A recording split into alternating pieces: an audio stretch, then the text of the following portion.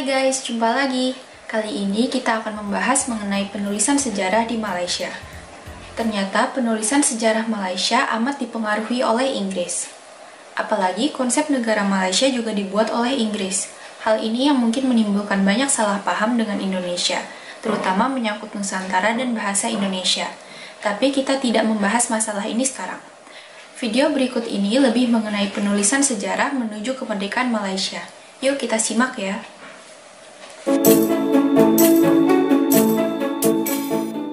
Inilah bedanya sejarah negara Malaysia dan Indonesia. Sejauh ini, sejarah Malaysia hingga diberi kemerdekaan oleh Inggris pada 1957 selalu jadi perdebatan. Adapun sejarah Indonesia amat gamblang. Periodisasinya pun jelas, mulai zaman pergerakan nasional, Sumpah Pemuda, hingga proklamasi, lalu upaya mempertahankan kemerdekaan. Kemerdekaan Malaysia diberikan oleh Inggris, konsep negara Malaysia juga dibuat oleh Inggris. Maka, orang Malaysia sering berdebat mengenai sejarah mereka. Karena pada dasarnya sejarah Malaysia pun ditulis oleh Inggris. Adapun, sejarah Indonesia ditulis oleh bangsa Indonesia sendiri, karena sejak awal bangsa Indonesia memang berani menentang penjajah. Itulah bedanya. Dan video berikut ini menggambarkan kebingungan Malaysia dalam menulis sejarah negaranya.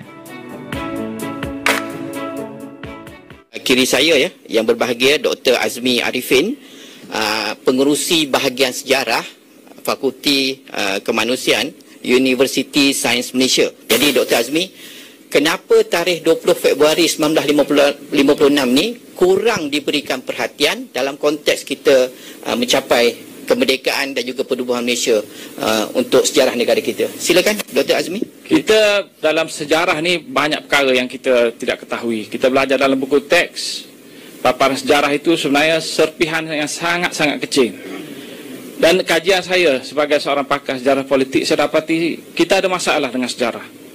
Karena sejarah kita ini sebenarnya ditulis oleh British, bukan oleh kita sendiri. Karena sejarah kita ini sebenarnya ditulis oleh British, bukan oleh kita sendiri. Kerangka acuan dia, perspektif dia, pemikiran dia, aktiviti dia, semuanya berkaitan dengan British. Sampai bila kita buang British dalam buku teks kita, tak ada kita di situ.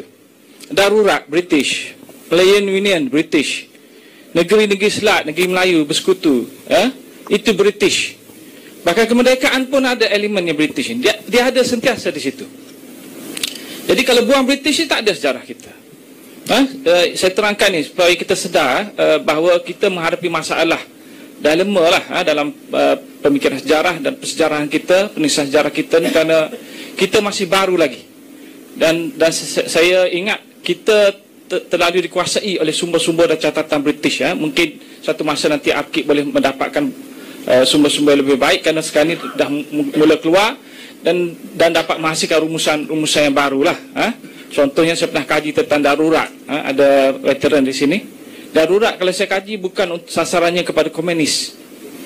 Darurat sebenarnya adalah sasarannya kepada pejuang kemerdekaan. Yang ditangkap awalnya pejuang kemerdekaan. Darurat sebenarnya adalah sasarannya kepada pejuang kemerdekaan. Yang ditangkap awalnya pejuang kemerdekaan. Komunis tak diharamkan pun, sebulan selepas itu baru diharamkan. Tetapi mereka yang ditangkap ni tak muncul dalam sejarah kita. Yang dimunculkan adalah komunis. Yang tu yang menyebabkan orang kata komunis berjuang merdeka tu. Seperti digambarkan dalam pengantar di video ini, tampaknya Malaysia baru berupaya menulis sendiri sejarahnya. Hal itu juga tidak mudah karena pada dasarnya Inggris berperan besar membentuk Malaysia. Adapun bangsa Indonesia sejak awal berjuang sendiri, dan tentu saja mencetak dan menuliskan sejarah sendiri. Bahkan bahasa Indonesia pun sudah dipersiapkan sejak Indonesia belum merdeka. Yuk kita lanjut lagi ya. Dan sebenarnya dalam catatan sejarah, komunis tak mengangkat senjata pula orang British. Yang masa British isytiharkan, dia tak ada bukti di situ dalam rekod-rekod. Itu adalah tindakan British terlebih dahulu. Baik. Jadi soalannya kenapa tahun 31 Ogos 1957 kita ingat, begitu juga dengan 16 September. Kerana kita diajar dalam konteks sejarah ni perkara-perkara yang sangat spesifik. Dan sejarah kita, pemikiran sejarah kita ni kontut, pendek. Dia bergantung pada peristiwa saja. Kalau anda lihat dalam buku teks, apa yang kita baca tu bukan peristiwa sejarah yang lebih menyeluruh. Bukan sejarah itu, tetapi peristiwa-peristiwa tertentu sejarah yang telah dipilih dan ditetapkan. Dan bila kita nak bincang tentang perjuangan kemerdekaan, maka dia jadi sempit. Kita hanya bincang dari sudut 31 Ogos 1957 setelah kemerdekaan dicapai. Prosesnya sangat panjang. Karena sejarah perjuangan kemerdekaan, kita tidak boleh kaji masa kita nak berunding kemerdekaan tersebut, misalnya di London, kemudian balik isytiar di sini 20 Februari dan 31 Ogos tersebut. Itu adalah peristiwa-peristiwa yang telah terhasil daripada proses yang sangat panjang. Paling panjang saya kata bermula daripada apa yang telah berlaku di Melaka tahun 1911 lagi. Saya ada buat kajian tentang aspek ini. Kita hanya tumpu pada perkara yang spesifik saja. 31 Ogos itu menyebabkan kita lupa prosesnya. Dan salah satu perkara yang kita lupakan itulah 20 Februari. Apa pentingnya 20 Februari berbanding 31 Ogos dan juga 16 September ni?